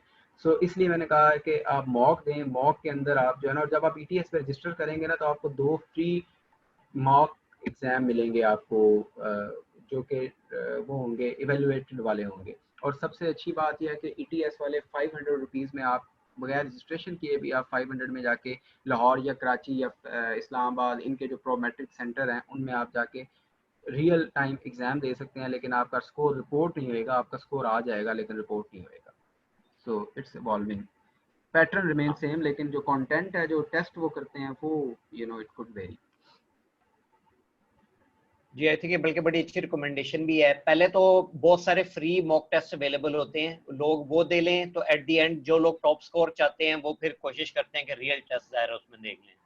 जी, अगर मैं लाहौर, इस्लामाबाद, कराची वालों से यही रिकमेंड करूँगा कि ज़्यादा अगर वो जा सकते हैं, they should go and take mock from ETS centre, sorry USCFP Prometric centre, because ना उसमें ये जो है ना, ये कुछ पुराने कंटेंट्स डेवलप हुए होते हैं सलमान साहब, और उसमें ये होता है कि क्वेश्चंस बड़ी तेज़ी से इवॉल्व होते हैं in order to keep it. तो वो जो मोस्ट करंट जो कह लें कि ट्रेंड चल रहा होता है ना, जिसके अंदर ज़्यादा वो कॉन्सेप्ट टेस्ट कर रहे होते हैं, वो फिर ज़्यादा जो है ना, वो ईटीएस ज़्यादा उसके पास है, या मैगूश, ये फिर जो है। सही है जी। और जी जी। पार्टिसिपेंट्स में से अब कोई कुछ पूछना चाहे? अस्सलाम वालेकुम सर, मैं एक सवाल पूछना चाह रही थी। जी, वालेकुम सलाम। जी पूछे। सर मैं ये पूछना चाह रही थी कि कुछ स्टूडेंट्स इस तरह के हैं जिन लोगों का एमफिल नहीं था, बल्कि एमफिल लीडिंग टू पीएचडी था, और वो लोग अब आगे फर्दर पीएचडी ही दोबारा करना चाह रहे हैं डिफरेंट फील्ड के साथ, तो क्या उन लोगों के लिए पॉसिबल है? एमफिल लीडिंग टू पीएचडी में काइंडली बताइएगा कि पीएचडी कंप्लीट की है या what is the status like, अभी आपकी डिग्री स्टेटस क्या है? इसमें से जो मेरे पास 2 स्टूडेंट्स हैं वो तो 2 की कंप्लीट है, और 2 जो हैं वो अभी इन प्रोसेस हैं। इन प्रोसेस वो जो इन जो प्रोसेस है, है ना, इनफैक्ट उनका प्लान था कि डुअल डिग्री हो जाए, इसलिए वो लोग पूछना चाह रहे थे, और जो डन है उनका भी बता दीजिएगा। आई थिंक अगर उनके पास एमएस की डिग्री वो ले सकते हैं, ठीक है, एमएस के लिए हाँ लाइक 18 इयर्स की डिग्री यूनिवर्सिटी से इशू हाँ। करवा सकते हैं। इसमें होता है आई थिंक जो एमएस रीडिंग टू पीएचडी, उसमें पहले आपको पहले होता था कि 2 इयर्स की डिग्री अलग से इशू हो जाती थी, फिर पीएचडी के साथ नहीं मिल हो जाती रही, थी। इनका ये इशू है कि इनकी नहीं हो रही है, और that's why they are asking for कि हमें ना तो एमफिल मिल रहा है ना पीएचडी मिल रही है, तो हम लोग कहाँ जाएं? उसके लिए फिर आई रिकमेंड के ना यूएससीएपी के अंदर ही रजिस्टर कर लें ये डायरेक्ट जो है ना एडमिशन्स के लिए। यूएससीएपी जो है सही। वो हेल्प आउट करता है, उनके एडवाइजर्स हैं, एकेडमिक एडवाइजर्स हैं उनके, ये हम्म। जाएंगे तो वेबसाइट पे मेंशन भी है, तो वो एकेडमिक एडवाइजर्स के लिए रजिस्टर कर लें मिस। और जब ये एकेडमिक एडवाइजर इनको असाइन हो जाएंगे तो यूएस के अंदर आप डायरेक्ट 16 ईयर्स के बाद you could pursue your PhD. तो सही। और बीएस सर के बाद ये इसका वहां से पीएचडी कर लेंगे, और इधर से भी ठीक। पीएचडी, और इधर इनका एमफिल भी हो जाएगा। तो कल को अगर यहाँ से मसला भी होता है कि एमफिल किधर है, तो एमफिल ये वाला शो सही। करवा हाँ। देंगे और पीएचडी सही। वो वाली हो जाएगी। Great. And the people who are done with PhD and they want to do another PhD? That's a tricky question, but I don't know. I would, you know, mostly तो ये है कि एमएस के बाद ही है उसमें, क्योंकि अगेन कंपटीशन बहुत होता है। बट अगेन अगर बहुत स्ट्रॉन्ग कोई वो है, मोटिवेशन है बिहाइंड इट, और हाँ। बहुत ज़्यादा अच्छे से जस्टिफाई कर सकते हैं सेकंड पीएचडी। और अगेन द क्वेश्चन इज के is it worth the grant, और अगर वो कर सकते हैं इसको जस्टिफाई, तो I think they could stand a chance, क्योंकि टेक्निकली कोई इतना मेरा नहीं ख्याल कि एलिजिबिलिटी क्राइटेरिया था इसमें कोई वो ब्रीच कर रहे हैं। एलिजिबल मेरे ख्याल से सही। वो हैं, बट अगेन प्रेफरेंस वाली बात है कि प्रेफरेंस किसको मिलती है अपना। और सर एक और सवाल ये था कि कुछ स्टूडेंट्स ऐसे हैं जिनका 16 इयर्स ऑफ एजुकेशन नहीं है, बल्कि 17 इयर्स ऑफ एजुकेशन बन रहा है, यानी जो उनको मास्टर्स करवाया गया था वो 2 साल के बजाय 3 साल का था, लेकिन वो जी जी, 18 इयर्स ऑफ एजुकेशन नहीं बनता। अब वो एमफिल के लिए एलिजिबल हैं या वो मास्टर्स के लिए एलिजिबल हैं? एमफिल के लिए। अच्छा, यानी वो 17 इयर्स काउंट होगा, मतलब 18 इयर्स लिखा हुआ था ना जो अभी हम उसमें नहीं, देख रहे थे। एमफिल एमफिल के लिए एलिजिबल है ना जी। आपका ठीक क्वेश्चन है। था कि एमफिल के लिए या पीएचडी के लिए। I think they will be eligible for MPhil, because उनकी डिग्री तो एमएससी कंसीडर होगी ना। जी जी, एमएस कंसिडर हो रही है हाँ जी। जी, एमएससी। आई थिंक एमएस तो 18 इयर्स है ना, एमएससी हाँ कंसीडर जी, होगी उनकी डिग्री। एमएससी कंसिडर हो रही है, बिल्कुल ऐसे ही। एमएससी जी, फिर वो एमएस के लिए, एमफिल के लिए एलिजिबल है जी। अच्छा ठीक है, thank you so much sir, बहुत अच्छा सेशन जी था, कोई यही सवाल जी था मेरे। जी जी जी, सही है जी। So, ये कुछ क्वेश्चंस हैं सलमान साहब, आई थिंक ये स्टूडेंट्स के काफ़ी ज़्यादा है। ये चैट हाँ, सेक्शन इससे के अंदर चैट से मैंने हाँ गो जी थ्रू किया, 2-4 को तो मैंने आंसर दे दिए थे जी जी उसमें। बाकी ये डबल पीएचडी वाले में यही है, आई थिंक सिर्फ जस्टिफाई करने की बात होती है। अगर आप इंटरव्यू कमेटी को जस्टिफाई कर सकते हैं, आपकी इतनी स्ट्रॉन्ग रीजनिंग है, दुनिया में हैं लोग जिन्होंने डबल पीएचडी की हुई है, जस्टिफाइबल होना चाहिए। हाँ सर, ये जी अच्छा जी। इन्होंने मिस फरिया ने भी पूछा है, आप काइंडली अपनी स्लाइड्स ने मुझे ईमेल कर दिएगा, मैं ये सारे ग्रुप में भेज देता हूँ, ताकि जो लोग मिस भी करके थे ये लोग मांग रहे हैं तो उनको भी ये मिल चलें, जाएगी तो स्लाइड्स। सर काइंडली मैंने देखा है कि मैंने फिर रिकॉर्डिंग किया, आप you are recording the session, तो अगर आप मुझे भी ये रिकॉर्डिंग मुझे दे जी जी सकें बिल्कुल, मैं बाद में। आपको भी ईमेल कर देता हूँ। जी जी, मैं आपको ना जी अपना आयजा यूट्यूब कुछ का पूछना चाह रही वो हैं, या आप पूछें। फेसबुक वगैरह भी आपसे ना शेयर कर दूंगा, वो भी काइंडली से। ठीक है जी Aiza, kindly I think chat में उनका पूछना चाह लॉग रही है आउट हो वैसे। गया। जी किसी आरिफा और के का जहन में कोई क्वेश्चन है, क्वेश्चन हो। My MPhil will completed by next year, will I be able to apply for PhD in June 2021? आपका अगर नेक्स्ट ईयर में एमफिल कंप्लीट होएगा तो आप अप्लाई कर सकते हैं, because it's the next year में अप्लाई कर सकते हैं, not in this year, because जिस साल आप अप्लाई कर रहे हैं उस साल आपकी डिग्री आपके पास दिसंबर तक हो। ये है। Rahila, my MPhil going to complete next year. Should I prepare my study objective my personal? Yes, obviously you should. और while preparing you will have an idea कि आप कहाँ पे भी लैग कर रही हैं, और you will have chance कि आप एक साल के अंदर उसको बड़े अच्छे से improve कर लें, और जब आपके पास वो साल आए तो regret ना हो कि I could have done this. So it's always a good idea कि आप अभी इसको करें, अभी से start कर लें इसके ऊपर।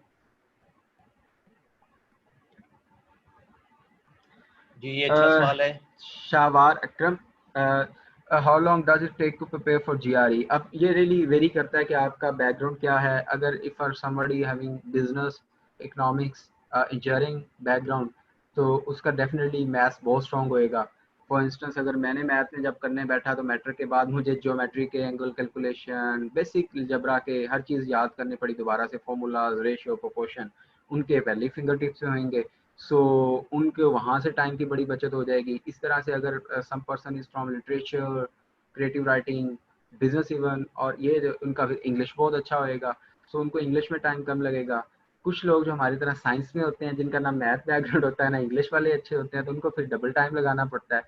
सो it really depends upon you. और फिर आप ना मॉक लेंगे तो उसमें you stand, where do you stand. आपकी बुक रीडिंग की हैबिट है, आप ब्लॉग लिखते रहते हैं, ब्लॉग पढ़ते रहते हैं, आपने कोई पेपर पब्लिश किए हुए हैं, आपने कोई एनालिटिकल राइटिंग करते रहते हैं आपने। So it really depends upon you, but normally as a thumb rule 2 माह तो लगते हैं आपको, अच्छे 2 माह लाइक देने पड़ते हैं। और 2 माह से ज़्यादा होना नहीं चाहिए, और 2 माह के अंदर आप जो है हर रोज़ 2 घंटे से ज़्यादा ना दें, क्योंकि अगर 2 घंटे से ज़्यादा देंगे तो आपकी माइंड जो है सैचुरेशन हो जाती है, और फिर आप जो है ना उसके ऊपर आगे नहीं जा सकते। कुछ रिसोर्सेज मैं आपसे शेयर कर देता हूँ। सबसे पहले आप जो है वो मैनहट्टन 5 LB की बुक है, वो उससे शुरू कर सकते हैं, मैथ वाली वहाँ से ख़त्म कर सकते हैं। और अगर आपको लगता है कि आपकी मैथ और भी ज़्यादा वीक है, तो मैनहट्टन की ही ज्योमेट्री वगैरह की हर एक की अलग से बुक्स होती हैं हर सेक्शन की, तो आप उसको पहले ख़त्म कर सकते हैं। फिर आप ETS की बुक्स, ETS की ऑफिशियल गाइड है वो ख़त्म कर सकते हैं मैथ की। और फिर यू कुड मूव अराउंड। आपका अगर आप यू कुड पे फॉर या हैव सम शेयर्ड सब्सक्रिप्शन, तो फिर मैगूश की क्वेश्चन बैंक्स हैं, स्कॉलर डैन है अभी आया हुआ है, उसके क्वेश्चन बैंक्स हैं, तो आप वो क्वेश्चन बैंक्स भी अटेम्प्ट कर सकते हैं। और फिर आपने जब एग्ज़ाम आपका होएगा तो फिर आपने 6 एटलीस्ट मॉक्स ज़रूर देने हैं। मैगूश या मैनहट्टन वगैरह के 6 का सेट भी आता है, ETS का सेट आता है। ETS के 2 अलग से होते हैं आपके लाइक मॉक, और साथ 4 का सेट ETS का अलग से आता है, वो आप परचेज करें, वो दें आप हर रोज़। आखिरी 10 दिनों में आप 6 ये दें, मैनहट्टन या मैगूश का सेट परचेज करके वो 4 से 5 हज़ार का आता है, और 2 आप जो ETS के दे दें, 8 ये दें। और आखिरी टेस्ट से 2 दिन पहले कुछ भी ना पढ़े, सिर्फ रिलैक्स करें, माइंड को फ्रेश करें, and you should be able to sail through it.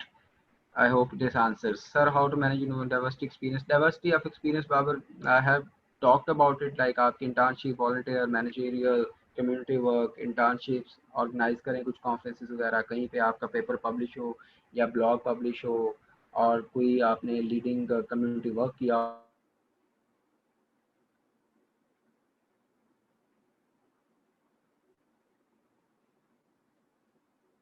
able to do really well in GRE then, because आपने सेट दिया तो आपके वो जो है रीडिंग कॉम्प्रिहेंशन का सेक्शन भी अच्छा होएगा।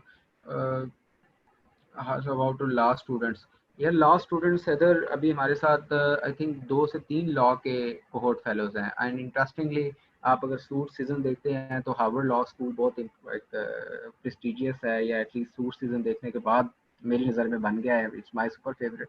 सो हमारी एक कोहोर्ट फेलो माशाल्लाह से हार्वर्ड लॉ में भी जा रही है पोस्ट ग्रेजुएट के लिए। और आई थिंक लॉ के लिए फेलोशिप्स अलग से डायरेक्ट नहीं मिलती ज़्यादा, और जिस तरह बिजनेस के केस में है तो लॉ के लिए सारी वो फुली फंडेड उसका है सारा। तो हार्वर्ड लॉ में माशाल्लाह से she is ending up at Harvard law, that is very very prestigious, so I really encourage you to apply और हार्वर्ड एक बहुत, या इस तरह और जितने भी आए, पेन स्टेट का लॉ है, काफ़ी लॉ स्कूल्स अच्छे वहाँ पे है। एमन ब्राइडलिंग prep I recommend strongly. Lahore के अंदर भी है, फैसलाबाद में भी इनका ऑनलाइन सेशन भी है।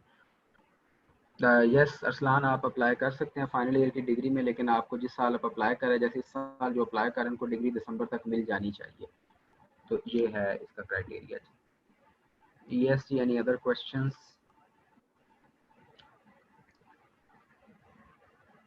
आई सी, मैं ना सर आपको अगर इसके इधर भी पेस्ट कर सकूं, वो ये आप इसके स्क्रीन शेयर जी, मैं अगर इसके अंदर भी ना वो पेस्ट कर सकूं। और सर आप स्लाइड्स पूछ रहे थे जी, मैं स्लाइड्स भी आपसे ना शेयर कर दूंगा। हाँ जी, वो आ जाए ना तो मैं इनको साथ ही ईमेल में सबको भेज देता हूँ। चैट सेक्शन, हाँ वैसे इसमें भी आप फाइल अटैच कर सकते हैं, इधर भी भेज सकते हैं। जी, लेकिन ना चैट, आप यहाँ पे चैट नहीं ओपन हो रहा है, there's some issue, चैट हो नहीं रहा ओपन ना वहाँ से मीटिंग के अंदर। आप मुझे ईमेल कर दें, मैं इनको भेज देता हूँ। हाँ जी जी जी, श्योर, आई ये मैंने कर भी दिया, यहाँ लिख भी दिया जी। सही वी है। Can do for good get. अच्छा, ये जो है ना, so we want to go for, और फिर जो है ना इसमें जो है can't what can be do for good community service record. Salman साहब, मैं आपसे भी शेयर कर दूंगा, आप काइंडली इनसे शेयर कर दीजिएगा सबसे। एक और फुल ब्राइटर जो मेरी फेलो हैं, उनसे मैंने रिक्वेस्ट की थी, एक सेशन उन्होंने मेरे स्टूडेंट्स के साथ रखा था कम्युनिटी वर्क के ऊपर ही, और उन्होंने 31 कम्युनिटी इनिशिएटिव्स की जो लिस्ट बनाई है, those are really really good. और वो आप इनसे भी काइंडली शेयर कर दीजिएगा, तो वो इनके फेसबुक के लिंक्स भी हैं, उसमें हर चीज़ है, तो वो इनके लिए बहुत ज़्यादा हेल्पफुल हो जाएगा। कम्युनिटी इनिशिएटिव्स हैं वो, 31 कम्युनिटी इनिशिएटिव्स हैं जो कि, और अगर आप ये ज्वाइन कर ग्रुप मेरे वाला, तो उसके अंदर जिसका मैंने लिंक दिया, तो उसके अंदर भी मैंने वो फाइल अपलोड की हुई है। अच्छा जी, by we didn't be know about maths, so here instruction about last one जी। यार ये मैथ्स का जो है ना, ये जैसे साइंस बैकग्राउंड में हम लोग हैं, तो हमें भी मैथ मैट्रिक तो सबसे पढ़ी होती है, तो मैट्रिक तक ही वो लाइक आप 1-1.5 माह के अंदर आप प्रिपेयर कर सकते हैं। But if you are having some problems, तो फिर मैगूश का एक प्रीमियम अकाउंट है, उसमें उन्होंने वीडियोस अपलोड की हुई हैं सारी, हर एक सेक्शन की वीडियो है अपलोड, उसमें वो सिखाते हैं कि कैसे ये अटेम्प्ट करना है, क्या है, कैसे है। और अगर आप जो है वो उसके अंदर फिर भी नहीं कर पाते, तो जो है जैसे राइटिंग प्रेप है उनके, फिर अगर आप इन पर्सन नहीं विजिट कर सकते, तो आप वैसे उसमें कर लें, अकेडमी में भी कर सकते हैं।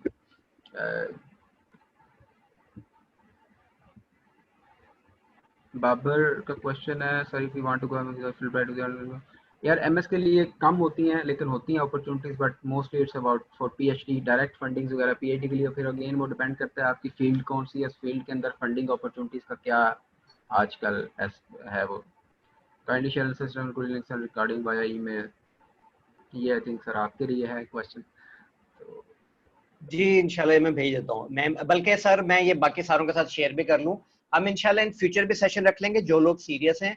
आप सब लोगों से भी ये सजेशन है, यहाँ पे कुछ पार्टिसिपेंट्स नए आए हुए हैं जिनके पास अगर मेरा ईमेल एड्रेस नहीं है, जो लोग जेन्युइनली प्रिपेयर करना चाह रहे हैं, आप लोग मुझे ईमेल कर दें। अभी तक सिर्फ 5-7 स्टूडेंट्स ने इंटरेस्ट शो किया है, जो लोग बाकी प्रिपेयर करना चाह रहे हैं, ताकि हम उनके लिए कुछ ना कुछ असिस्टेंस के लिए जो भी कर सकते हैं हम सर अपने, जो लोग अभी सर बिल्कुल उसमें इनिशियल ये, फेज।